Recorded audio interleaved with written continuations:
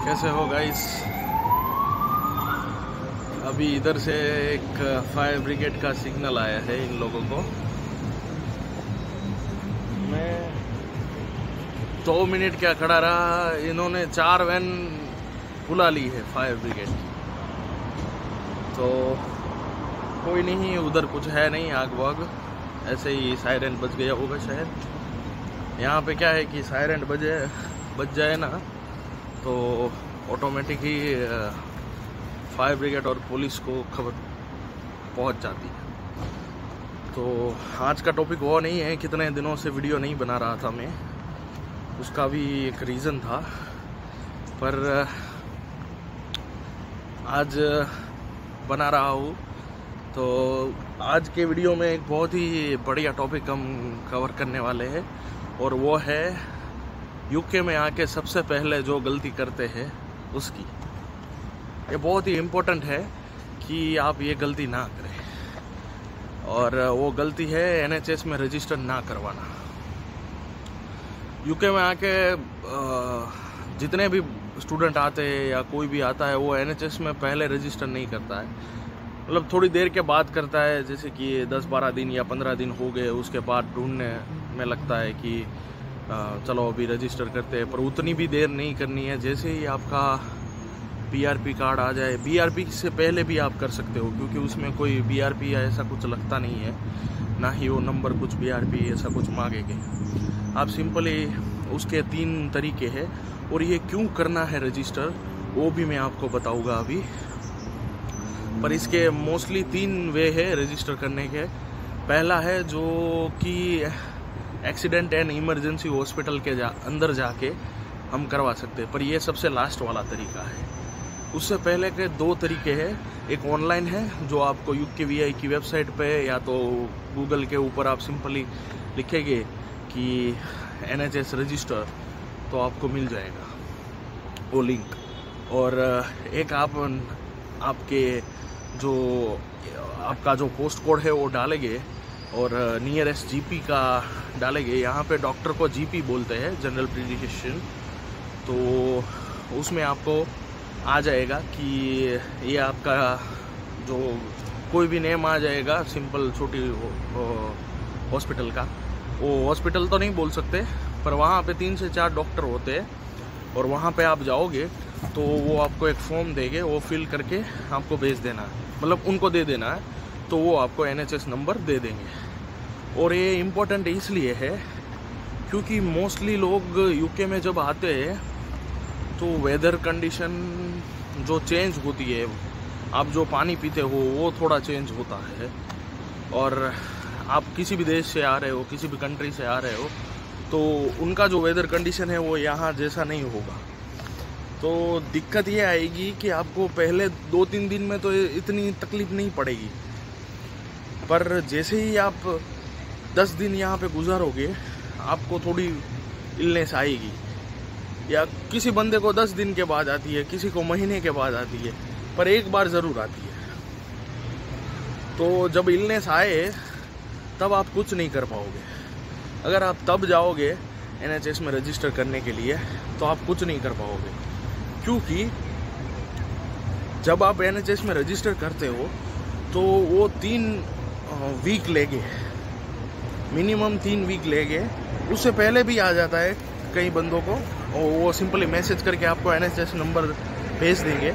अभी NHS का महत्व क्या है कि आप इधर किसी भी डॉक्टर को ऐसे ही नहीं मिल पाओगे, आपको उसकी अपॉइंटमेंट लेनी पड़ेगी, और वो आप सिर्फ NHS नंबर से ही ले सकते हो।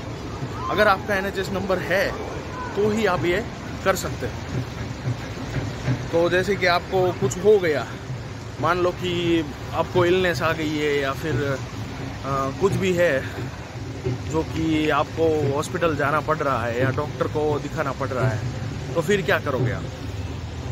और आपके पास NHS नंबर भी नहीं होगा, तो फिर आपको सिंपली आपके जो इंडिया से दवाइयाँ लेके आए हो उस पर ही डिपेंडेंट रहना पड़ेगा।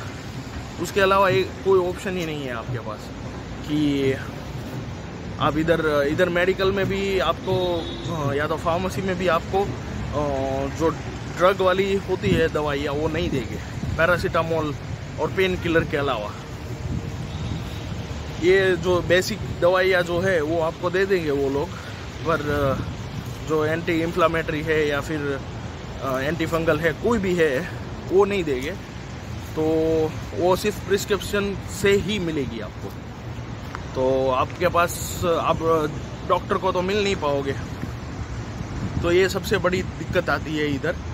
इसीलिए कि मैं रिकमेंड करता हूँ कि आप जब इधर आओ तो आप पहले ही NHS में रजिस्टर करो, क्योंकि आपको इलनेस आएगी आएगी और उस वक्त आप ढूंढोगे तो नहीं हो पाएगा। और दूसरा तरीका ये भी है कि अगर आपका NHS नंबर नहीं आया है और आपको कुछ हो गया, इलनेस हो गई या फिर कुछ भी एक्सीडेंट हो गया, कुछ भी हो गया, तो आप क्या करोगे? तो सभी जगह पे एक्सीडेंट एंड इमरजेंसी करके एक हॉस्पिटल होती ही है।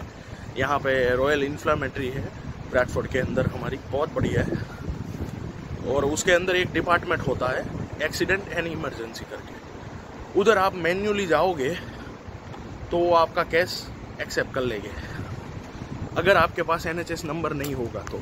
और जो मैंने थर्ड तरीका बताया था NHS नंबर लेने का, वो ये है कि अगर आप ये हॉस्पिटल विजिट करते हो और आप उनको अपनी प्रॉब्लम बताते हो तो आपको तुरंत ही NHS नंबर दे देंगे, तुरंत ही, वहीं पे ही 2 मिनट लगेगी, क्योंकि आपका NHS नंबर जनरेटिव हो गया होता है जब आपके वीज़ा एक्सेप्ट होते हैं तब। तो पर ये लोग थोड़ी प्रोसेस लंबी करते हैं। जब आप GP के पास या ऑनलाइन रजिस्टर करते हो तो थोड़ी देर के बाद आता है मैसेज। तो उसमें कैसे करें, लाइक आपको पता नहीं होगा कि अगर आपका NHS नंबर नहीं है, आपको GP आंसर नहीं दे रहा है और आपको सीरियस है, अपॉइंटमेंट के बिना ही जाना पड़ रहा है, तो आपको वो हॉस्पिटल के अंदर विजिट करना है। हॉस्पिटल के अंदर आपको कुछ बेसिक क्वेश्चन पूछेंगे कि कैसे हुआ, क्या हुआ। डरना नहीं है, ले लेंगे आपको। और मुझे एक दो यहाँ पे दोस्त है मेरे, उन्होंने बताया था कि वो वैसे तो नहीं लेते हैं, पर देखो वो इमरजेंसी के लिए है। अभी आपको कोई छोटी सी चोट है, छोटी सी, या फिर आपको बुखार है थोड़ा सा, और उनको पता भी नहीं चल रहा है कि आप पूरे, मतलब वहाँ पे गए आप पूरे के पूरे ऐसे ठीक हो और आप उनको बता रहे हो, तो फिर वो नहीं लेंगे। मैं सच बता रहा हूँ, उनको लगना चाहिए कि ये बंदा सच में उस कंडीशन में है कि इसे ट्रीट करना चाहिए ऐसा, तो ही वो लेंगे। ठीक है, तो अगर कुछ हो जाए तो थोड़ा मेलोड्रामा कर देना वहाँ पे भी। और ये प्रोसेस है पूरी। और दूसरी ये बात है कि बहुत सारे बंदों ने आपको बताया होगा कि यहाँ पे हॉस्पिटल और जो डॉक्टर को, जो मतलब बेसिक हमारी हम विजिट करते हैं डॉक्टर को, उसका चार्ज नहीं होता। तो वो बात सच है, यहाँ पे किसी भी प्रकार का चार्ज नहीं होता है। अगर आप GP को मिलते हो या तो आप वो हॉस्पिटल में जाते हो, कहीं पे भी चार्ज नहीं होता है। NHS वाला जो होगा उसमें कहीं पे भी चार्ज नहीं होगा। और जो आपकी मेडिसिन्स है उसका भी चार्ज नहीं। और मेडिसिन ये लोग जनरली कैसे देते हैं कि जैसे कि आप गए वो हॉस्पिटल के अंदर, तो आपको वो लोग पहले नर्स को अपॉइंट करेंगे। जो नर्स है वो आपको, मतलब उसका क्यू होता है, तो आप जैसे ही आपकी नंबर आया वो बुलाने आएंगे, आप गए अंदर, फिर वो पूछेगी कि आपको क्या तकलीफ हो रही है। तो बेसिकली नर्स डिसाइड करेगी कि आपको किस डॉक्टर के पास भेजना है, कितनी सीरियस कंडीशन है। अगर आपका हाथ या ऐसा कुछ फ्रैक्चर है या ऐसा कुछ, तो डायरेक्ट एक्सरे में भेजेगी पहले, तो वो सभी नर्स करेगी। उसके बाद आपको दूसरा डॉक्टर दिया जाएगा। जो डॉक्टर आपको बुलाने आएगा वापस, कि जैसे कि कोई नाम है पटेल करके नाम है, तो बुलाएगा, आपको जाना है। वो फिर आपको पूछेगा सब कुछ ही, और वो डायरेक्ट ही प्रिस्क्रिप्शन भेज देगा मेडिकल पे। वो पूछेगा आपको कि आपके कौन से मेडिकल पे आपको प्रिस्क्रिप्शन भेजनी। जैसे यहाँ पे बूट्स फार्मेसी है, फिर इन्फ्लामेट है, बहुत सारी है। तो वो आपको पूछेगा, आपके घर के नज़दीक जो भी हो उसको बोल दें कि चलो बूट्स फार्मेसी में भेज दो, तो वो भेज देगा इलेक्ट्रॉनिक की, आपको नहीं देगी प्रिस्क्रिप्शन, ठीक है। जब आप बूट्स फार्मेसी में जाओगे तो वहाँ पे सिर्फ आपको अपना नाम ही कहना है, तो वहाँ पे आपको डायरेक्ट ही मेडिसिन दे देंगे और वहाँ पे आपके पास पैसा लिया जाएगा मेडिसिन का, ठीक है।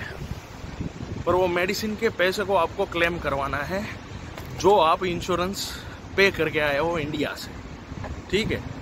आपको IHS नंबर करके कुछ आएगा इंश्योरेंस का, जो आप इंडिया से ही शायद मेरा तो 75,000 हुआ था, तो 750 पाउंड जो है 750 पाउंड, वो इंश्योरेंस जो आपने पे किया है, वो इंश्योरेंस वाले आपको वो मेडिसिन के पैसे वापस भेजेंगे।